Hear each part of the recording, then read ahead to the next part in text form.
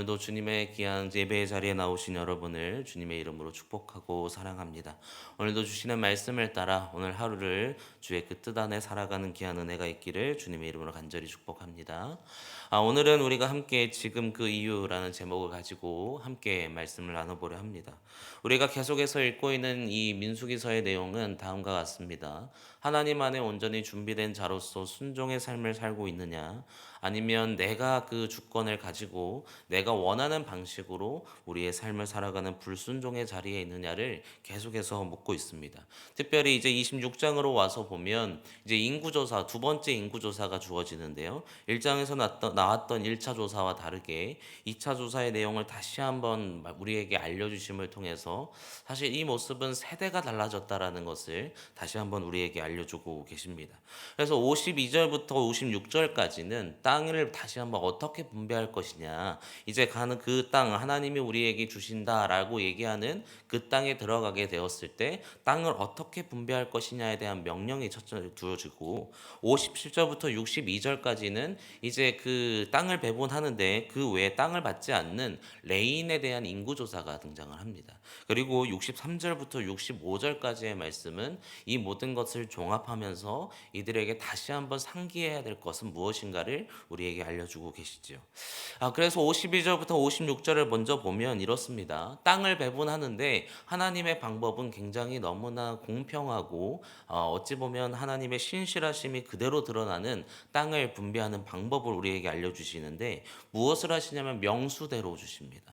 그러니까 많은 지파는 많은 땅을 가져가는 것이고 적은 지파는 적은 땅을 가져갑니다. 그러나 하나님의 신실하심은 그냥 땅의 배분 여기서 그치는 것이 아니라 이 땅을 선택함에 있어서 제비를 뽑게 하시지요. 그래서 이 어느 땅에 들어갈 것인지에 대한 것들을 하나님께서 지정하신다라는 것, 하나님이 우리의 주권자가 되셔서 하나님을 인정할 수 있도록 하나님의 방식으로 이 땅을 배분하게 된다라는 것을 우리가 확인하게 됩니다.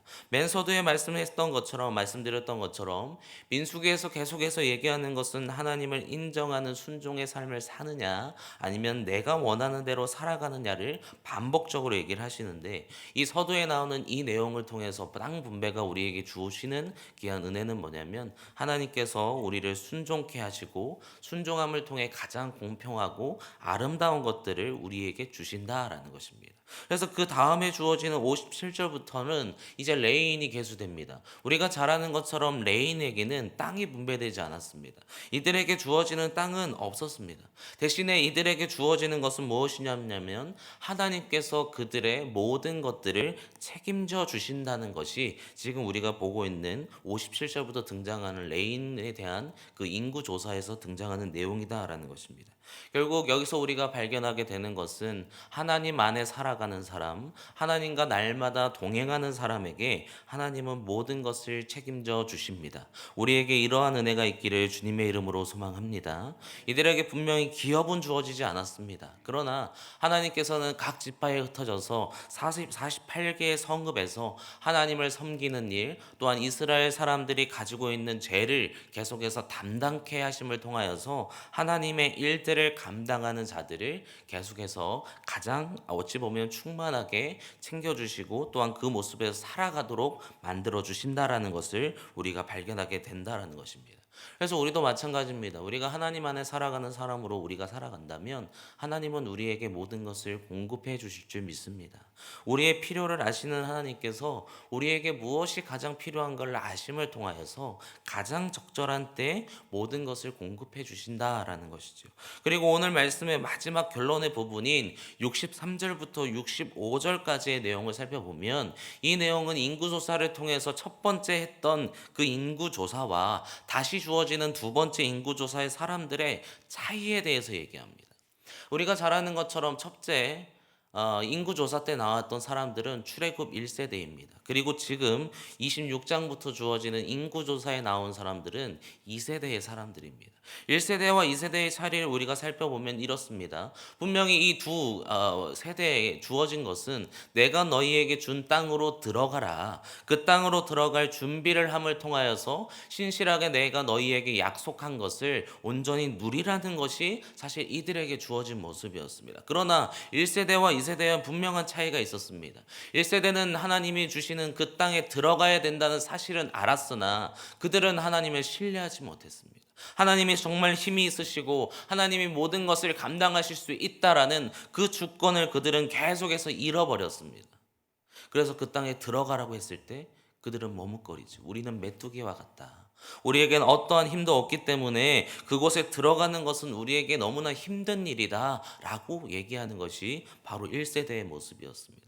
그러나 지금 2세대에 계속해서 얘기하시는 것, 이제 너희가 준비됨을 통하여서 나아갈 그 믿음의 신뢰가 너희에게 있느냐를 다시 한번 2차 인구조사를 통해서 묻고 계시다라는 것입니다. 좀 앞으로 다시 넘어가지요. 57절과 62절 중간에 보면 61절에 이런 내용이 나옵니다. 아론에게서는 나답과 아비후와 엘르아살과 이다말이 났더니 61절에 나답과 아비후는 다른 불을 여호와 앞에 들이다가 죽었더라. 그러니까 1세대의 모습은 어떠했냐라는 거예요. 1세대가 가지고 있던 모습은 뭐냐면 하나님 앞에 온전히 주권을 인정하며 나아가는 것, 하나님이 말씀하신 대로 살아가는 것이 아니라 자신들이 원하는 방식, 자신들이 보기에 이렇게 해도 되겠지, 내가 이 정도를 하면 어떠한 모습이 드러나겠지라는 모습이 지금 1세대의 모습이었습니다.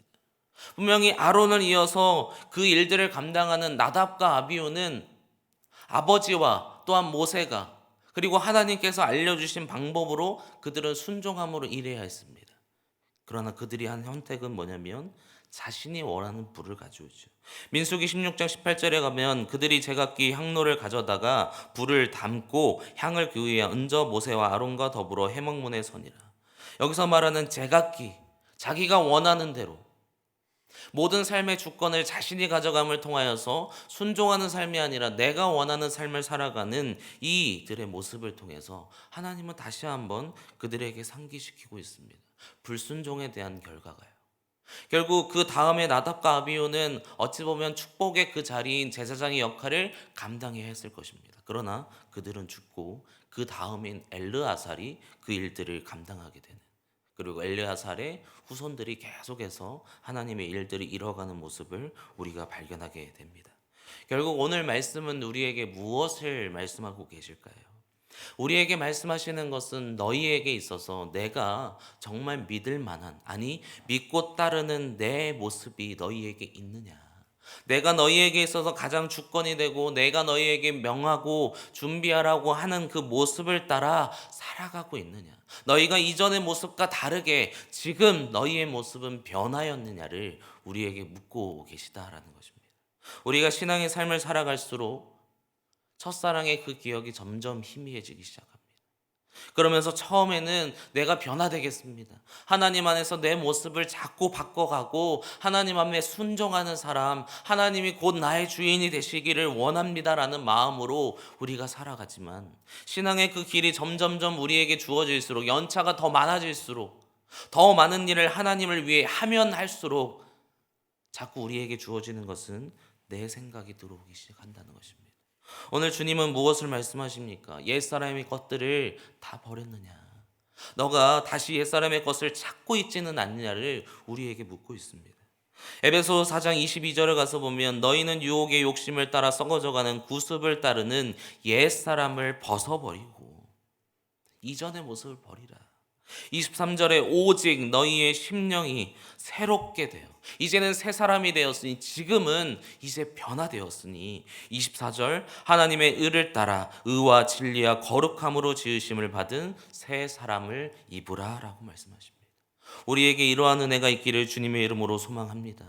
옛사람의 모습은 이제 다 버리고 우리에게 순종하라고 말씀하신 1세대의 모습은 다 버리고 이제 그 땅으로 들어가게 되는 2세대의 그 순종함이 우리에게도 동일하게 주어질 수 있기를 주님의 이름으로 간절히 축복합니다.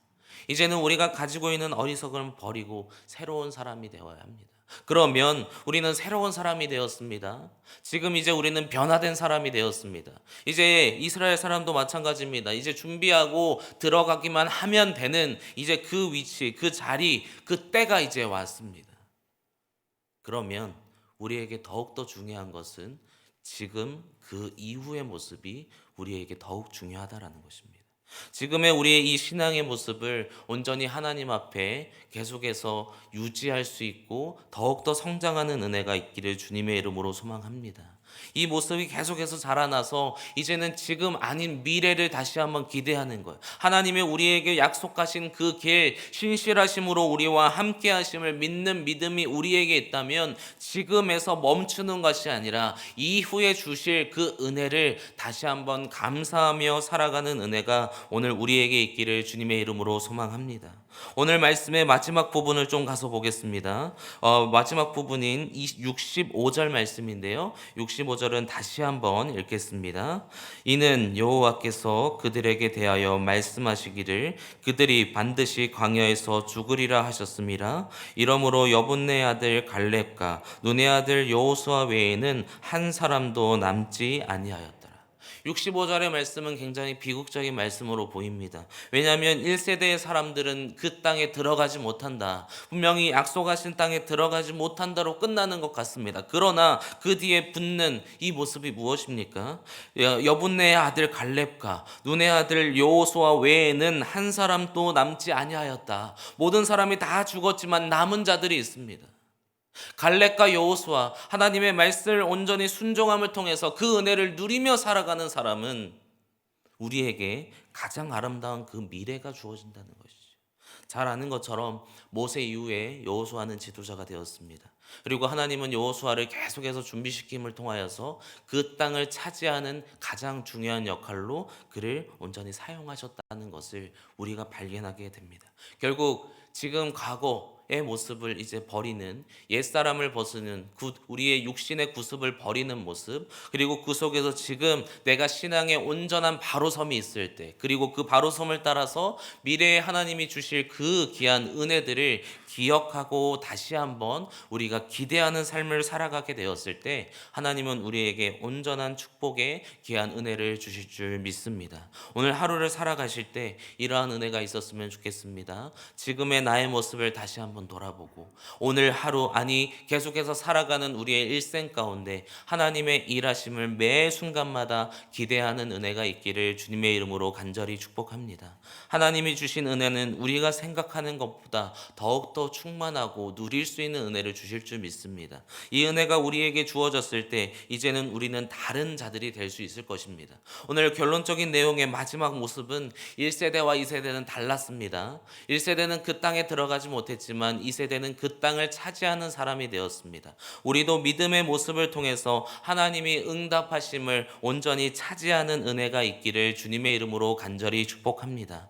매 순간마다 하나님과 동행하심을 통하여서 믿음이 응답이 나타났을 때 그것을 감사하고 항상 공의와 정의와 전능하시고 신실하신 하나님의 그 역사하심을 함께 바라볼 수 있고 감사함으로 살아가는 온전한 순종이 오늘 우리에게 있기를 주님의 이름으로 간절히 축복합니다. 그래서 지금 아닌 그 이유를 기대하는 삶이 되시기를 주님의 이름으로 간절히 축복합니다. 우리 함께 기도하겠습니다.